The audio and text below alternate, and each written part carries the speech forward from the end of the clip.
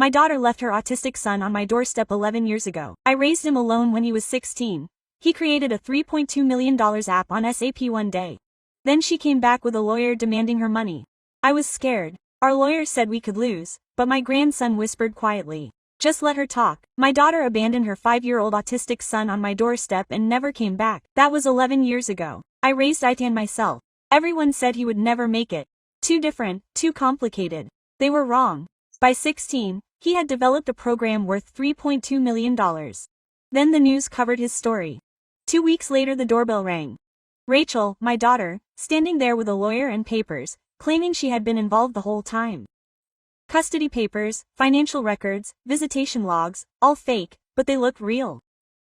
Our lawyer reviewed them and said, "Without proof that they're fake, we could lose." I panicked. Itan didn't lean in and mumbled, "Let her talk." I stared at him. We were going to lose everything, and he wanted me to keep lying, but there he was, watching calmly, and I had no idea what he was planning to do. My name is Vivian. I'm 68 years old, and this is my story. Rachel showed up on a Friday in November 2010 with Itan and a backpack. "Just for the weekend, Mom," she said at my door. "I need to rest, please." Itan stood beside her, 5 years old, staring at the floor of the porch. He rocked back and forth. His hands covered his ears, even though we were quiet. "Rachel, I'll call you on Sunday." He was already turning, walking quickly toward his car. He didn't hug Ethan. He didn't kiss him goodbye. He just drove away. I saw his taillights disappear down the street. Ethan was still swaying.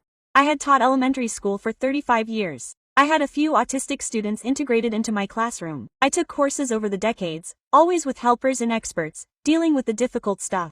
But there with my grandson I realized I knew almost nothing about really living with it. "Hello, Itan," I said softly. "Do you want to come in?" He didn't look at me, didn't move, just swayed. I grabbed his backpack. It was light, too light for a weekend. I opened the door wider. I waited. After a minute, Itan walked past me into the house, still covering his ears. The refrigerator hummed. He shivered. The heater turned on. He pressed his hands tighter to his head. I closed the door as quietly as I could. He was already in the living room, crouched in the corner by the bookshelf. "Are you hungry?" I asked. "Nothing." Sadad swayed faster. I went into the kitchen. I poured water into a yellow plastic cup that I kept for his visits. Those visits were rare, maybe twice a year, always brief. I picked up the glass, set it down at arm's length. It stopped swinging, looked at the glass, then started swinging again. That first night was worse. I made chicken nuggets and fries for dinner because that's what Rachel once told me she ate. Ethan looked at the plate and turned away. I tried pasta. No, I tried a sandwich. He pushed it across the table. "What do you want to eat?" I asked. He made a low sound in his throat and looked at the wall. I gave him cookies. He ate 3. Bedtime was chaos. I tried to help him brush his teeth and he screamed. Not crying, screaming like I was hurting him. I backed away and he stopped, but he was shaking. "Okay," I said. "You're jumping him tonight." I put him in the guest room. I tucked the blanket in like I thought kids liked. He threw it away. I tried again. He screamed. I put the blanket at the foot of the bed and backed out. He didn't sleep. I could hear it buzzing all night. That same low sound kept coming. I didn't sleep either. Saturday morning I called Rachel. No answer. I left a message. "Rachel, honey, call me. I need to know what Ethan eats. What are his routines?" No call. I called again Saturday night, morning, Sunday, night, nothing. 1 week turned into 2. I took Itan to the pediatrician. The doctor confirmed what I had suspected. "He is autistic, Mrs. Cooper. Someone told him to get him evaluated. His mother should take care of that." The doctor nodded slowly. "Well, you're handling him now." I signed him up for speech therapy, occupational therapy, behavioral therapy. I learned that he needed the same breakfast every day. Scrambled eggs, toast cut from corner to corner, nothing touching on his plate. I learned that the route to therapy had to be the same or he would scream in the car. I learned not to touch him unless he initiated it. I became an expert at observing instead of acting. 2 weeks after Itan arrived, I found him in the living room at dawn. He was on the floor with a box of toy cars I'd bought him, lining them up in a perfect but not random row. He arranged them by color in a way that I didn't understand at first. I sat on the couch and saw a red car, then one a little more orange, then one more orange than the last, then yellow-green, and so on in this gradient so subtle that I had to squint to see the differences. He had arranged them by color perfectly. "This is incredible, Ethan," I said. He didn't look at me, but he kept arranging. December came, and Rachel still hadn't called. I tried a different approach with Ethan. I stopped trying to get him to look at me. I stopped pressuring him to talk. I just made sure everything was the same every day. Same breakfast, same time, same TV shows, same bedtime routine that he finally tolerated, which was just me saying goodnight from the doorway. He calmed down, not happy, but less anxious. He would sit in the living room with me while I read. I ate without pushing my plate away. On Christmas Eve I made sugar cookies. Itan didn't help, but he sat at the table and watched me cut out shapes. The kitchen smelled of vanilla and butter. The phone rang. I picked it up hopefully. Rachel, Mom. His voice was flat, tired. Rachel, thank God. When are you coming for him? He needs you. I need to know. I can't do this, Mom. I stopped moving. What's yours? I tried. I really tried, but I can't. His voice broke. I just can't. Rachel, wait. The line went dead. I called back. It rang and rang with no answer. I tried again. Mailbox. I stood in the kitchen with the phone in my hand, the cookies burning in the oven, smoke starting to rise. I turned off the oven. I pulled out the tray. The cookies were black. I sat there on the floor alone with my back against the cabinet. Aitan appeared in the doorway. He stared at me for a long moment, longer than I had ever looked before. Then he went to the counter, picked up the yellow cup I gave him the first day, and brought it to me. He put it on the floor next to me. I looked at the cup, I looked at him, and he went back into the living room. I cried as I sat on the kitchen floor with a tray of burnt cookies and a yellow plastic cup. The years that followed melted away. I kept it the same for Ihan. Same breakfast every morning. Eggs and toast. Same route we would take, same bedtime, same routine, everything the same. When I kept it consistent he was fine, maybe not happy but fine. When he was 6, he became obsessed with a set of magnetic letters I bought him. He would arrange them on the refrigerator by the hour, not words, patterns, groups, sequences he didn't understand. Then he started drawing symbols on dollar signs, circles, lines, marks. Tracing something only he understood. In therapy I asked, is he making these marks everywhere? Should I be worried? The therapist, a woman patient named Dr. Lin, shook her head. He's tracking his world. It gives him security. Let him. That's what I did. He filled notebook after notebook with his symbols and marks. By the time he was 7, the symbols became letters, then short words, egg, toast, school, home, simple things, but in capital letters, niet. By 8 he was writing complete sentences, schedules of what he ate, where we went, what was happening. He learned to make eye contact occasionally, little flashes. He learned to tolerate the supermarket if we went at the same time each week. He learned that I wouldn't leave, wouldn't change things without notice. One spring morning when he was 8, he was making breakfast, eggs, toast, just like always. Ihan sat at the table with his notebook writing something. Why did Mommy leave? He almost dropped the spatula. I turned. Ethan was looking at his notebook, not at me, but he had spoken. 3 years of near silence, then single words. And now this. A complete sentence. A question. I sat across from him. He said he couldn't handle it. He nodded once. He wrote something in his notebook. He looked back at the page. I got up, finished breakfast, put his plate in front of him, then went to the bathroom and cried where he couldn't hear me. I had spoken. I had asked the question he didn't know how to answer, but I told him the truth. That was all I could, the truth. And eggs and toast every morning in the same yellow cup. That had to be given to him. It would have to do. A year after Aitan first spoke to me, the school called with a problem. It was September 2014. Aitan was 9, starting 4th grade. I thought we were past the worst. He spoke in complete sentences. He ate in the cafeteria now without meltdowns, even raised his hand in class sometimes. I made progress. Then Principal Andrew wanted to move him. Mrs. Cooper, we need to talk about Aitan's placement, he said into the phone. New teacher this year, Mrs. Brennan, who seemed nice at orientation. I was hopeful. What's the problem? I asked. Ethan would be better off in our special needs classroom. The other students are progressing at a different pace. I pressed the phone. Ethan is keeping up with the work. It's not about academics, it's about behavior. He doesn't participate in group activities. He doesn't make eye contact during circle time. He covered his ears in music class yesterday because it's loud. He has sensory issues.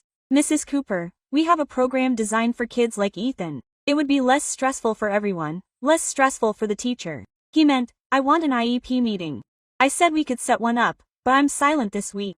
Then my secretary will call her. I spent 3 days preparing. I printed every report card, every progress note in therapy, every document I kept in folders.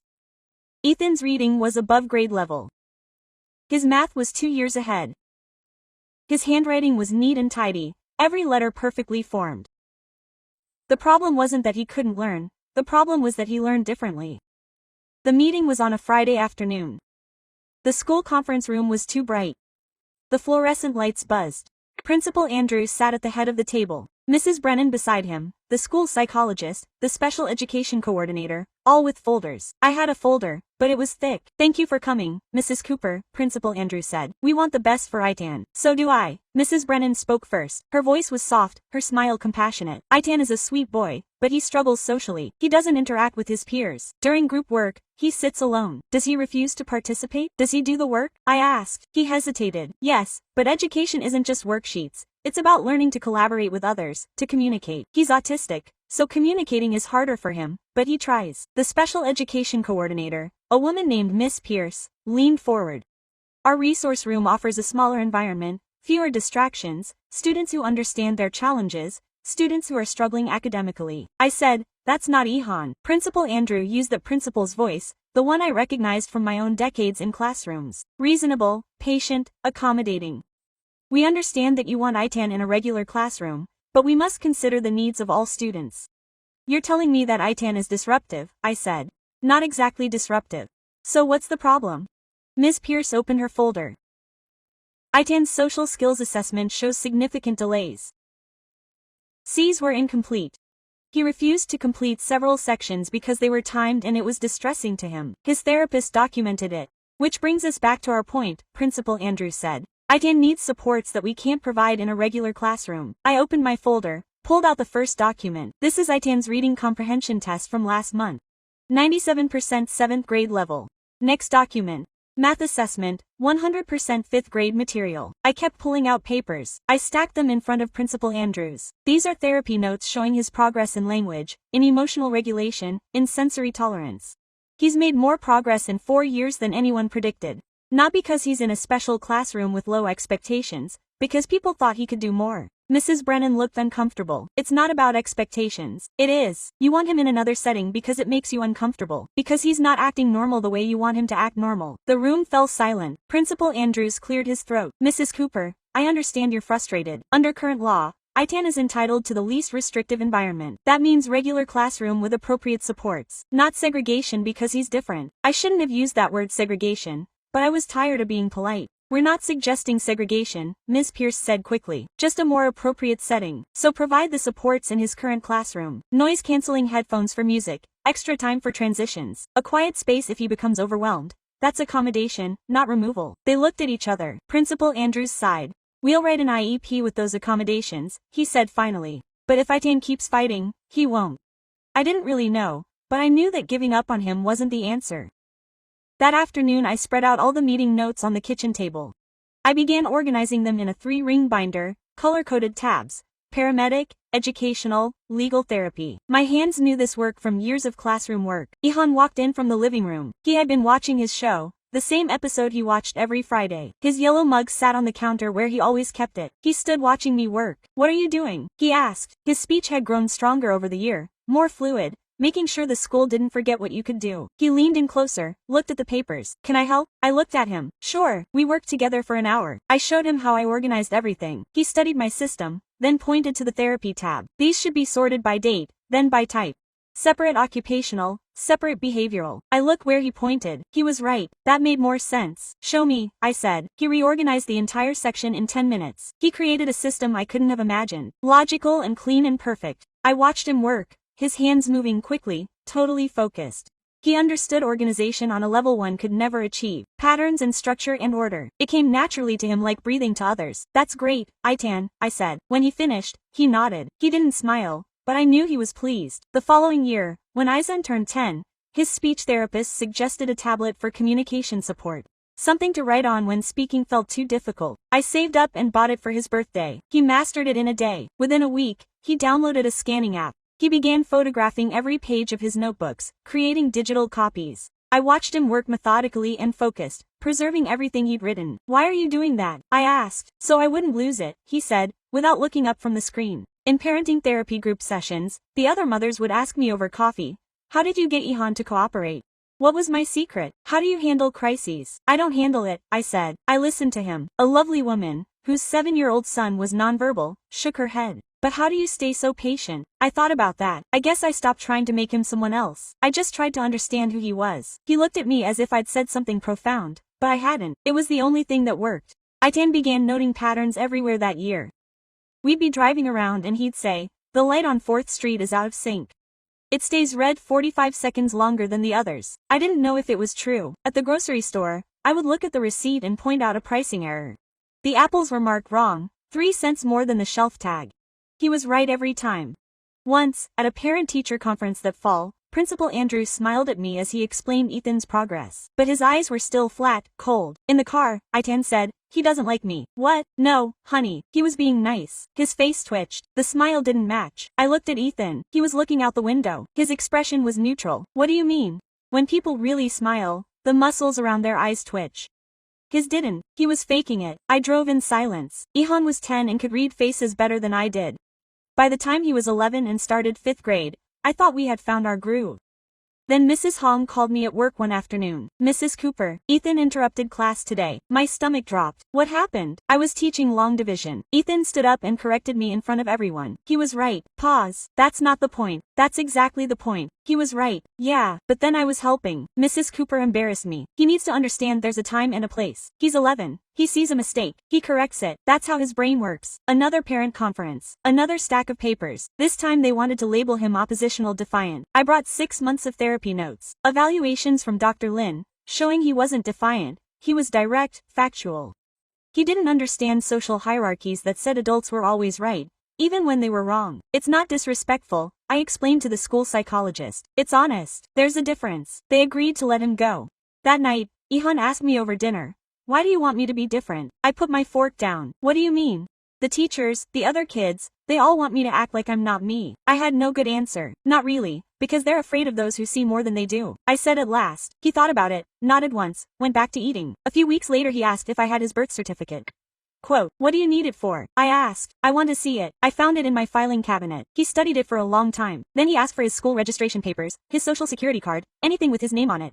Quote, "Are you okay?" I asked. "Is this because of your mother? I just want to see everything. Make sure it's there." I assumed he was processing what had happened, trying to understand why Rachel left, what his life looked like on paper. It made sense for a kid who sorted the world into categories and folders. I helped him scan everything into his tablet. Birth certificates, medical records, every legal document he kept in his filing cabinet. He filed them carefully, backed them up, created folders with names I didn't fully understand.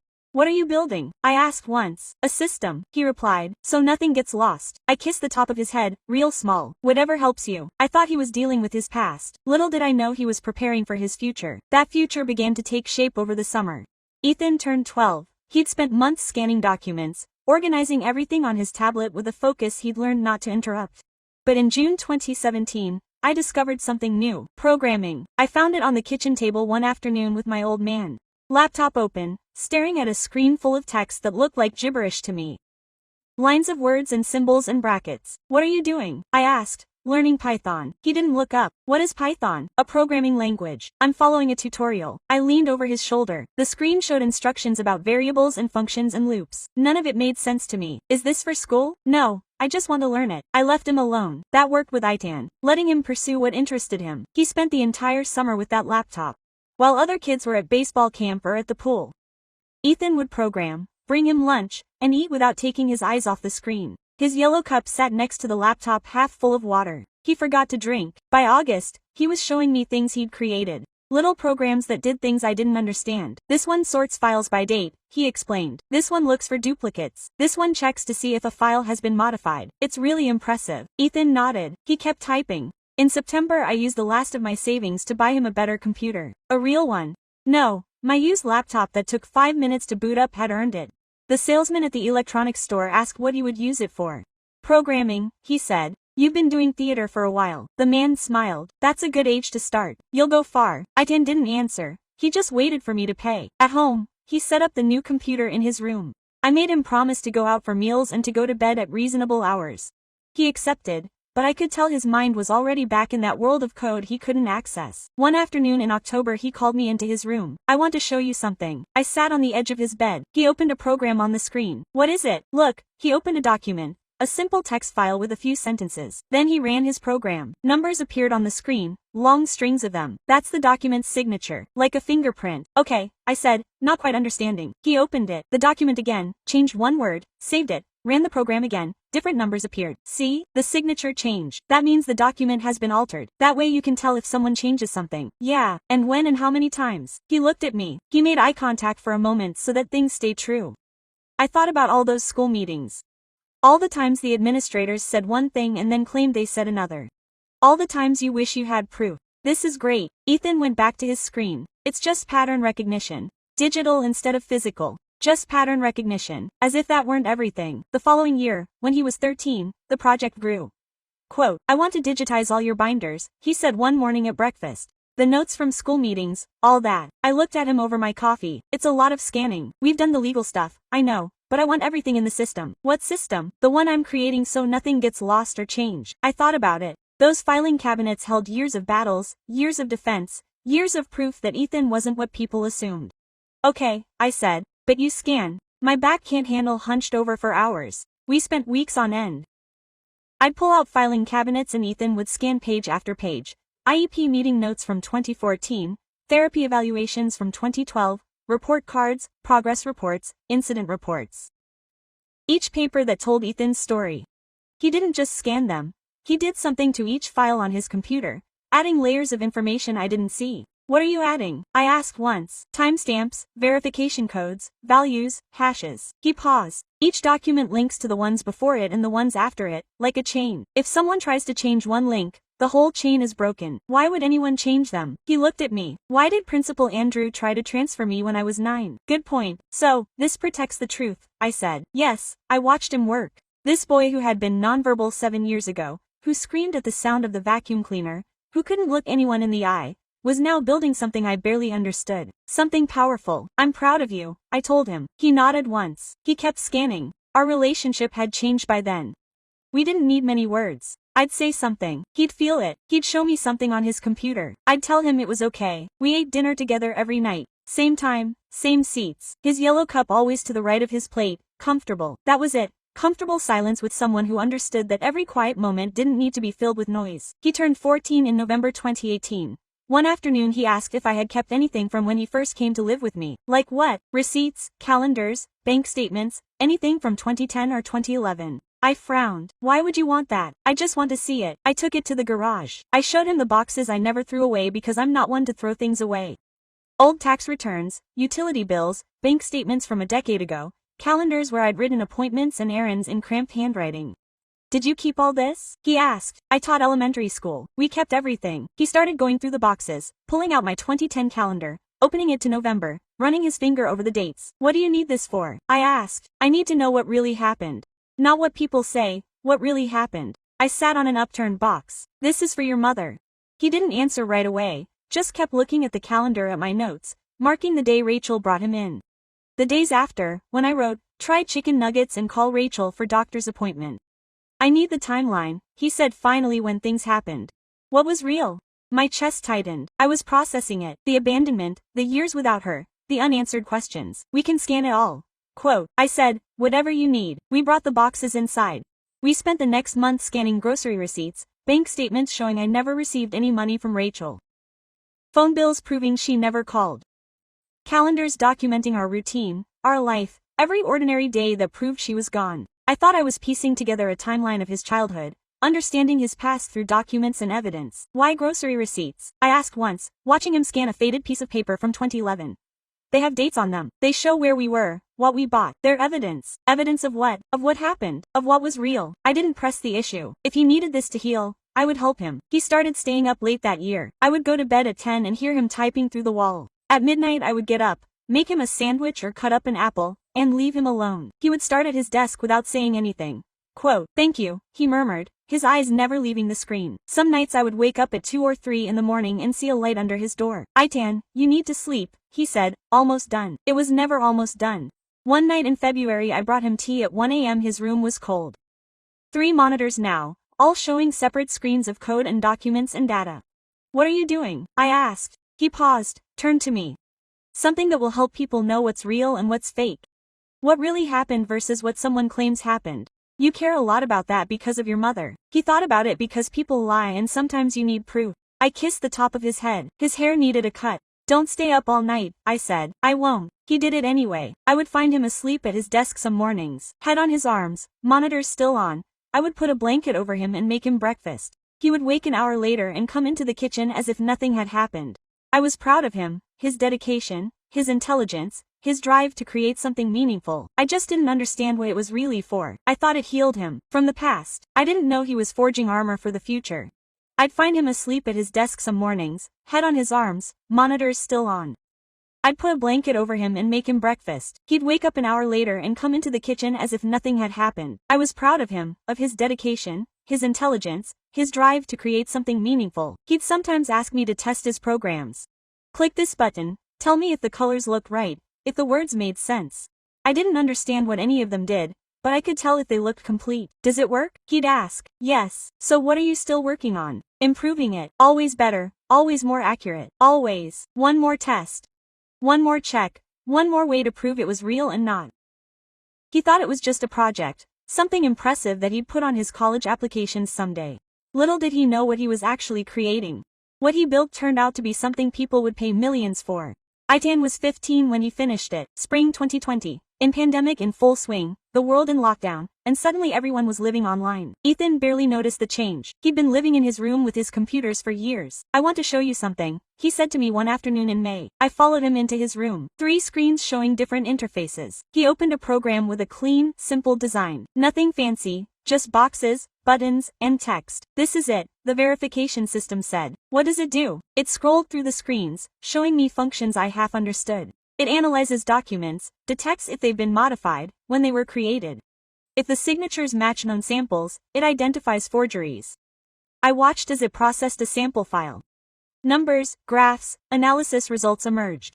So if someone alters a document, this will reveal it. Yes, the metadata, the fingerprints, the patterns. It sees what people don't. It's amazing. Ethan nodded. Who am I going to sell it to? Security companies, fraud prevention, anyone who needs to confirm that documents are genuine. He put it matter-of-factly, as if it were self-evident. My 15-year-old son was going to sell software to companies. Do you know how to do that? I asked. I've done my research. Of course I do. That month, he began contacting companies. He sent emails with professional wording that I helped polish, though his direct style was clearer than most business communications I'd seen. The first sale came in June. A small security firm bought a license for $20,000. I stared at the number on the screen when Ethan showed it to me. $20,000. That's less than it's worth, he said, but it serves as a proof of concept. Now I have a customer. He was right. As word spread that his system worked, other companies asked for demos. Ethan took video calls from his bedroom in the same calm voice he used with me, explaining technical concepts without simplifying them. I listened from the hallway. Sometimes he would say things like, the algorithm compares hashes across multiple layers of verification, and somehow the executives on the other end understood it or pretended to. He turned 16 in November 2020. By January 2021, he had 6 more customers and enough funds in his account to pay for college twice over. Then the big deals came. Tech companies wanted exclusive rights. Corporate fraud prevention firms wanted to license it for their entire operations. The numbers jumped from thousands to hundreds of thousands to millions. I need help, Ethan said in February. I don't know how to evaluate these contracts. I found a business lawyer through a colleague, James Nakamura, an expert in intellectual property and software licensing. We met one Saturday morning at the kitchen table. Quote, he extended 3 contract proposals. They're all substantial, he said, looking at Ethan. Have you created anything valuable? Ethan nodded. Which is best? James explained the options. Licensing agreements that would pay off over time. Acquisition offers that would buy the software outright. Ethan listened. He asked pointed questions about terms and rights. I want to sell it outright, he finally decided. I don't want to deal with licensing or support or upgrades, just sell and be done with it. James looked surprised. Are you sure? The license might pay off more in the long run. There's a non-compete clause in the acquisition, Ethan pointed out. If I sell it, I can't develop similar verification software for 5 years. That's standard, James replied. Does that bother you? No. I'm done with this kind of software. I looked at him sideways. He said it with such finality as if he already had his next plan. He sold it in March for $3.2 million. $3.2 million. I couldn't wrap my head around that amount. I'd worked as a teacher for 35 years and made maybe half that much before taxes.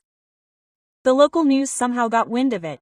They wanted to do a story on the local autistic teenager who had invented revolutionary security software. He didn't want them to come into his home. He didn't want Ethan turned into inspirational material, but he agreed. The reporter, a young woman named Kate, came over on a Thursday afternoon. She set everything up in the living room, asked if she could film Ethan at his computer. Can you explain what your software does? I asked. It verifies the authenticity of documents using pattern recognition and metadata analysis, Ethan replied, looking at the camera as he would anyone. Straightforward, it detects fakes that people overlook. What made you create it? I said, but Ethan was straightforward. I wanted to know it was real. People lie, documents don't. if you read them right. Kate smiled. That's very insightful. Do you have any plans for the money? Not yet. She tried more questions, but Ethan's answers were brief, factual, not the emotional story she was looking for. After 20 minutes, he thanked us and left. The segment was on the Friday night news. Local team invents revolutionary security software. They used maybe 2 minutes of the interview, added dramatic music, showed Itan in front of the computer looking focused and cool. I watched it with him. How are you feeling? I asked when it was over. Okay, but I noticed something in the following days. He wasn't celebrating. He wasn't excited about the money, or the attention, or what was to come. He just waited, watched. I would catch him staring out the window sometimes or sitting at the kitchen table with his yellow mug not drinking, just holding it. Are you okay? I would ask. Yes, but he wasn't. Something had changed. Attention I couldn't quite put my finger on. 2 weeks after the story came out, the doorbell rang on a Tuesday afternoon. I wasn't expecting anyone. Ethan was in his room. I opened the door and there they were. A woman in a gray suit, elegant, her hair flawless. A man beside her in a dark suit carrying a leather briefcase. The woman smiled. The smile didn't reach her eyes. Hello, Mom. My stomach dropped. My hands went cold. Rachel, he looked older, 11 years older. Lines around his mouth, tension in his jaw, but it was her, Ethan. He said, looking past me and inside. I couldn't move, couldn't speak. My body had forgotten. I'm Stephen Walsh, the man introduced himself. Mrs. Cooper's attorney. We want to talk to you about Itan's situation. Your situation, I managed to say. Rachel's smile hardened. Can we come in? It's important. I should have said no. I should have closed the door. She was frozen. Etan came up behind me in the hallway. He looked at Rachel. His face was completely blank. No surprise, no emotion, nothing. He was just watching her the way he watched traffic patterns or pricing errors. Analytical, calculating. Come in, he said. My legs moved without permission. I stepped aside. They entered my house. Rachel and her lawyer, and I felt sick. We sat at the kitchen table, the same one where Itan and I had eaten breakfast every morning, where we had organized notes from school meetings and scanned documents and planned their future. Now Rachel was there, hands clasped together as her lawyer opened his briefcase. Cooper, we're here to discuss custody and financial guardianship, he said. Professional, smooth, rehearsed. My client Rachel Cooper has retained parental rights over Itan. Do you wish to resume active custody? Custody. I said he's 16. Exactly, Walsh said. He's still a minor, and my client never formally relinquished her parental rights. She's been co-parenting long distance, keeping in touch through proper channels. That's a lie, I said. My voice was shaking. He hasn't called in 11 years. Then Rachel spoke. Her voice was soft, her eyes sad and fake. Mom, I know you've done an excellent job raising Ethan, but he needs his mother right now, especially with the money and the attention. He needs guidance. He needs guidance. Walsh pulled out papers, documents, with official-looking stamps and signatures. They show that Mrs. Cooper has maintained her legal parental rights, has recorded her financial support and communication over the years. She is entitled to custody and given minor status of Itan to the management of his financial assets until he reaches the age of majority. I looked at the papers, they looked very professional. My heart was pounding. Those are fakes, I said, but I had no proof. They are duly notarized and filed, Walsh said calmly. Unless you can prove otherwise. I looked at Ethan. He was watching Rachel, his face still expressionless. But I saw something in his eyes, something I couldn't interpret. Ethan, I said quietly, what do we do? He looked at me for a second, then back at Rachel. We should get a lawyer, he said. Getting a lawyer was easier than using one. I found Linda Reyes on a recommendation, a family law attorney with 20 years of experience. She met with us 3 days after Rachel showed up. She came to our house because I couldn't face going into an office. I brought every folder I had. Years of school records, therapy notes, doctor's appointments, every piece of paper that proved I had raised Ihan. My hands were shaking the entire time I carried them to the courtroom table. Kitchen. Ihan sat silently in the chair next to me, watching, always watching. Linda spread Rachel's documents out on the table, the ones Walsh had filed. She studied them for over an hour, reading each page, checking signatures, examining seals. Finally she looked up. Her face told me everything before she spoke. These look legitimate, she said carefully. Very well done, but they're fakes, I said. She's lying. She hasn't seen him in 11 years. I believe you, but do you have concrete proof that these documents are forgeries? I pulled out my folders. I have everything. Every school meeting, every doctor's visit, every therapy session. Linda looked through them. She nodded slowly. This is excellent documentation. It proves that she's been the primary caregiver, but Mrs. Cooper, without solid evidence that her documents are fake, a judge could rule in her favor. Why? Because she never legally terminated her parental rights. There's no court record of a custody transfer. Schools and doctors accepted you informally, but she stopped. Any did you ever file for formal guardianship? The room went cold. I didn't think she needed it, she abandoned him. I know, but legally, without documentation of that abandonment, without her signing away rights, she's still his mother on paper. Linda's voice was soft but firm. Her lawyer will argue that the informal arrangement doesn't terminate parental rights. She couldn't breathe, so she can just take him. She's not seeking physical custody. She's 16, courts rarely force teens to move. She's seeking financial guardianship, control of her assets until she's 18. $3.2 million. That's what this was about. Can we fight it? I asked. Yes, but you need to understand. Her case, it seems strong. She has documentation, a compelling narrative about keeping involvement at arm's length. Unless we can prove those documents are fraudulent, we lose. Linda didn't disagree. I looked at Ethan. He was perfectly still, hands folded on the table, face expressionless. He wouldn't meet my eyes. Ihan, I said out loud. Get down. Do you understand what's happening? Yes. Are you scared? She thought about it. No. How could she not be scared? I was terrified. Linda explained the next steps. Positions, discovery, court dates. It would take weeks, maybe months, all the while Rachel's lawsuit was hanging over us. After she left, I sat at the kitchen table and broke down. We're going to lose you, I said through my tears. After all, after 11 years, we're going to lose you. Ethan stood up, didn't say anything, just walked to his room and closed the door. I wanted him to tell me it would be okay, to show emotion, fear, something, but he just left me there. I cried alone at the table for an hour. The deposition began 2 weeks later. Rachel went first. She sat in the conference room at her lawyer's office, perfectly composed, hair combed, makeup subtle, wearing a soft gray sweater that made her look motherly. I visited monthly when possible.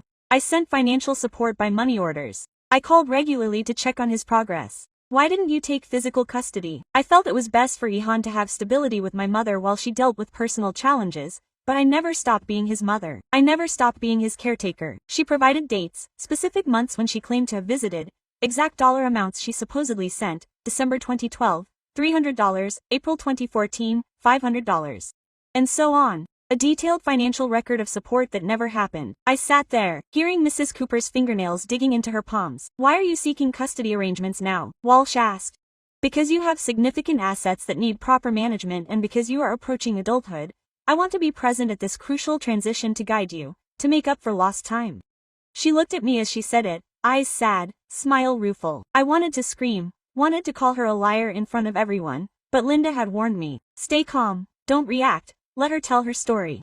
After Rachel finished, Linda took me aside. Her testimony is detailed, consistent. That's very convincing to the judge. It's all lies. I know, but can you prove it? I couldn't. Ethan's deposition was 3 days later. Walsh asked him about his childhood, about memories of his mother, about her involvement. Do you remember your mother visiting you? Walsh asked. I don't remember specific visits. Do you remember phone calls from her? I would have to check my records. What about financial support? Did you know she was sending money? I don't recall receiving any money from her. Walsh seemed pleased. He thought Ethan's memory was poor, which supported Rachel's narrative that she had been involved, but Ethan, being autistic, simply didn't remember clearly. He had no idea. Linda asked Ethan as well. Can you describe your relationship with your grandmother? She takes care of me, cooks meals, helps with school. She's always been there. Do you want to live with her? Yes. Do you want your mother to have control over your finances? No. Short, direct, truthful answers. But they felt weak against Rachel's detailed lies. After the deposition, Linda drove us home. She did well, she said. But Mrs. Cooper, I have to be honest, without evidence to prove Rachel's documents are forged. This is going to be tough. How tough? We could lose. I couldn't sleep all that night. I lay in bed staring at the ceiling, thinking about Ethan being taken away. Rachel controlling her money, him turning 18 and being free. But those 2 years seemed like an eternity. At 3 o'clock in the morning, I got up. I saw a light under Ethan's door. I opened it silently. He was at his computer, 3 monitors glowing. Lines of code scrolled across one screen. Documents and data filled the others. Ethan, it's 3 o'clock in the morning. He didn't turn around. I know you need your sleep. Court's tomorrow. I'm almost done. Finishing up, he kept typing up my records. I moved closer. I saw spreadsheets with dates, files with names. I recognized bank statements, calendar entries, phone records. Ethan, I don't know what to do, I said. My voice cracked. I don't know how to fight this. He stopped typing. He didn't turn around. Just tell the truth tomorrow, he said quietly. That's all you have to do. The truth isn't enough. She has documents. She has proof. False proof, but proof. Tell the truth, he repeated. I wanted to shake him so he'd understand how serious I was, but he just stood there calm, focused, as if losing me didn't matter. I went back to bed. I didn't sleep. I just lay in the darkness terrified. Ethan stayed at his computer all night. I listened to the keyboard clicking until dawn. I had no idea what he was doing. I just knew I was about to lose him and there was nothing I could do to stop it. Morning came, whether I wanted to or not. I got up at 6 o'clock, made breakfast. Neither of us would eat. Ethan left his room at 7, showered. He dressed in the button-down shirt we'd bought for court. He looked older than 16. Tired, but composed. "Are you ready?" I asked. "Yes." We drove to court in silence. My hands shook on the steering wheel. Ethan stared out the window. Linda met us on the stairs. "Remember, stay calm. Let me do the talking." "Ethan, answer questions directly, but don't volunteer information." Ethan nodded. The courtroom was smaller than expected. Wood paneling, fluorescent lights, that smell of old paper and floor polish. Judge Harrison on the bench. A woman in her 50s with sharp eyes and gray hair pulled back. Rachel at the front table with Walsh. Dressed carefully, soft colors, minimal jewelry, hair down. She looked like a worried mother. We sat at our table, Linda on one side of me, Itan on the other. All standing, the bailiff said. The hearing began. Walsh rose, presenting her case with ease. Rachel Cooper, devoted mother, maintained constant involvement despite personal challenges, documentary evidence of parental rights never terminated, financial support provided, regular contact maintained. She laid out the documents on the evidence table: custody papers, co-parenting agreements, financial records, all false, all convincing. Judge Harrison reviewed them carefully, taking her time, then looked at Rachel. "Ms. Cooper, can you describe your involvement in Ethan's life over the past 11 years? Rachel's voice was steady, warm. "I tried to stay in touch as much as possible, Your Honor. I visited when I could. I sent money to help with his care. I called regularly to check on his progress. Why didn't you retain physical custody?" "I felt it was best for Itan to have stability with my mother while I worked through my personal issues, but I never abandoned him. I never stopped being his mother." She said it with such conviction, such sincerity. I wanted to scream. The judge asked more questions. Rachel answered them all. December 2013, she visited for Ian's birthday. April 2015, she sent $500 for therapy costs. May 2017, she called to discuss his progress in school. Lies. All lies, but detailed, coherent lies. Judge Harrison looked thoughtful. "Thank you, Mrs. Cooper." Then it was Linda's turn. She produced my folders, years of school meetings, therapy records, medical appointments, every piece of evidence that I had been raised there all alone. But as I looked through them, I saw the judge's expression. Sympathy, but doubt. "Miss Reyes." Judge Harrison said, "These records show that Ms. Cooper has been the primary caregiver, but I see no formal documentation of guardianship, no court order transferring custody, no legal termination of parental rights." My chest tightened. "Your Honor," Linda said carefully, "Rachel Cooper abandoned Ethan when he was 5 years old. My client has documentation of that abandonment, but without Ms. Rachel Cooper's signature on the custody termination papers. Without legal documentation, her parental rights remain intact." The judge looked at me, not harshly. "Ms. Cooper, I understand that you have done an excellent job raising your grandson, but legally, without proof that his mother relinquished her parental rights, your claim stands." The courtroom bowed. Rachel looked at Walsh. She smiled slightly. I thought she had won, and my heart was pounding so hard I couldn't breathe. I looked at Itan beside me, desperate for something, anything. His face was completely blank, unreadable. I leaned closer. I whispered, "He's lying. We have to stop her." He turned his head slightly, whispered back, "Let her talk." "What?" "Let her say whatever she wants." He didn't understand. We were losing and he wanted Rachel to keep talking. Judge Harrison looked at Ethan. "Young man, do you wish to speak?" Long silence. Ethan stood perfectly still, then stood up. "Yes, Your Honor, I have evidence." My heart stopped. What evidence? I had given Linda everything I had. "Arquez," Judge Harrison said. Ihan picked up a bag he hadn't realized he was carrying. He walked to the witness stand, calm, steady, as if he had done it 100 times. He pulled out a laptop. "May I connect it to the screen, Your Honor?" Judge Harrison looked surprised. "What are you going to present?" "Verification of document authenticity and chronology evidence." He spoke clearly, directly, as always. "I built a system that tests whether documents are real or forged." Walsh stood up immediately. "Your Honor, this is highly irregular. We were not made aware of this evidence. Your client filed fraudulent documents 6 weeks ago," Ethan said, looking at Walsh. "I am presenting the analysis of those documents now." Judge Harrison studied Ethan. "Proceed, but this better be relevant." Ethan plugged in his laptop. The courtroom screen lit up.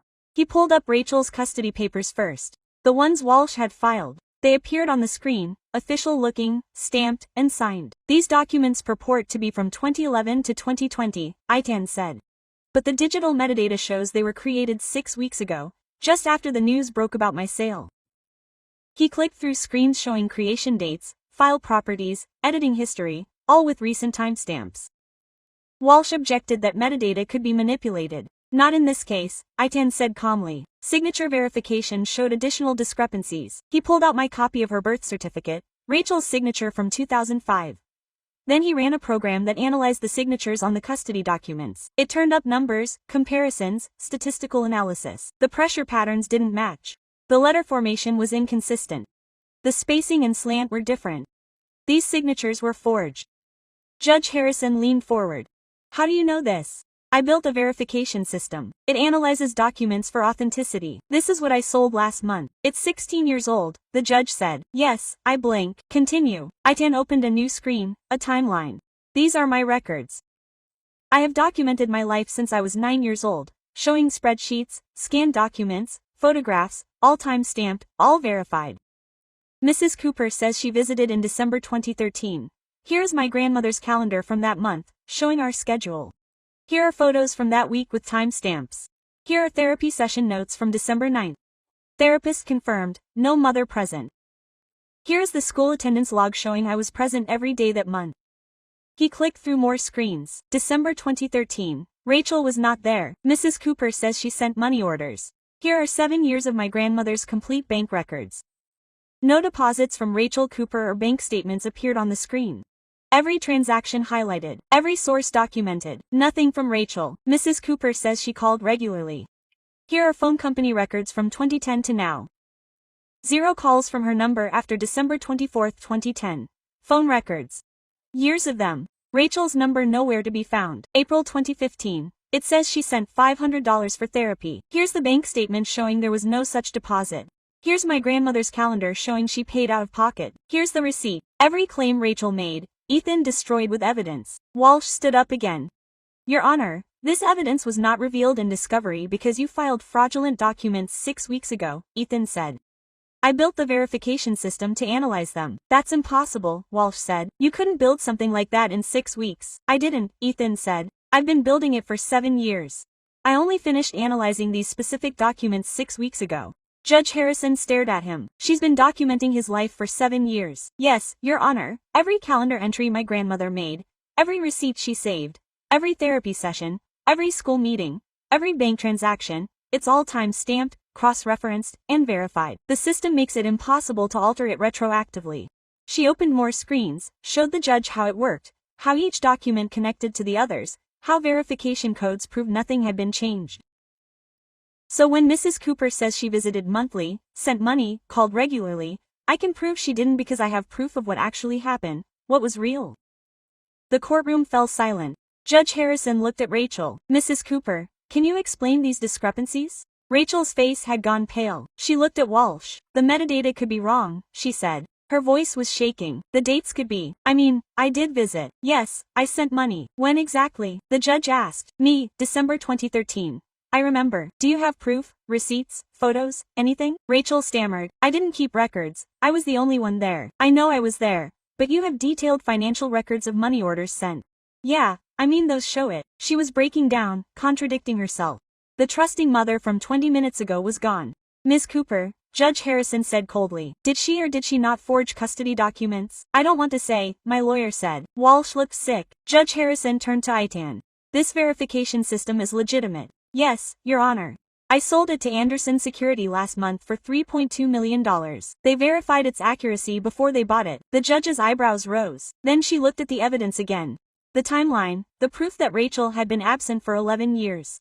I've seen enough, she said. She rolled from the bench. No recess, no deliberation. Rachel Cooper, I find your testimony not credible and your documentation fraudulent. Full custody and guardianship are granted to Vivian Cooper. I further refer this case to the district attorney for investigation of perjury and fraud. Rachel made a choking sound. This hearing is over.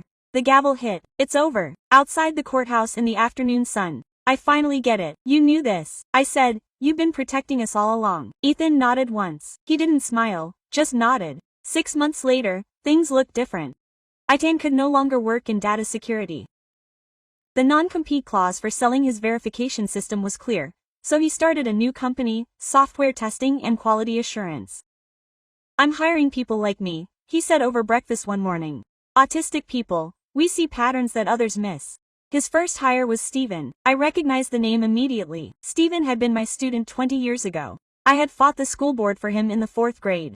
They said he would never have a job. Now I was ITAN's lead quality assurance tester. Then Marcus, then Lily, more of my former students, kids people had given up on. I visited the ITA office one afternoon. Small space, 6 desks, everyone with headphones, quiet, focused. Stephen saw me. He took off his headphones. Mrs. Cooper, you told the director that you weren't broken, just different. His voice was broken. Etan said the same thing. I couldn't speak, just nodded. Rachel received 2 years probation and 500 hours of community service at an autism resource center.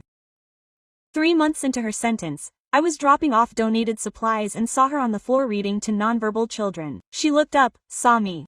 We both froze. She looked exhausted, humiliated, nothing like the woman who had come with a lawyer, the center director had told me, not knowing who I was. That volunteer is coming in on overtime. She says she's learning what she should have learned years ago. I didn't speak to Rachel, just watched her for a moment, then left. Some things don't require words. One Tuesday afternoon a few weeks later, I brought dinner to Itan's apartment, like I always did. His yellow mug sat on the counter, chipped but still his favorite. We ate at his small table, in silence, comfortable. I started clearing the plates. Ethan put his phone down. I saw clearly. I turned. I was watching his hands. I know what you sacrificed for me. I sat back down. I waited. Your friends stopped calling you. You stopped going out. I heard you on the phone once, turning down a ride because you couldn't leave me. Ethan, you could have sent me away like she did. The school suggested it. You didn't. My throat was tight. You're my grandson. I know. He looked at me. But you chose him every single day. Even when I couldn't say thank you. Silence. Only the hum of his refrigerator mattered. He said quietly. I reached across the table. I placed it close to his, not touching, but close. You were worth every single one of those days, I said. He nodded once. Now I know. We stood there for a moment longer. Then I got up, finished the dishes while he opened his laptop.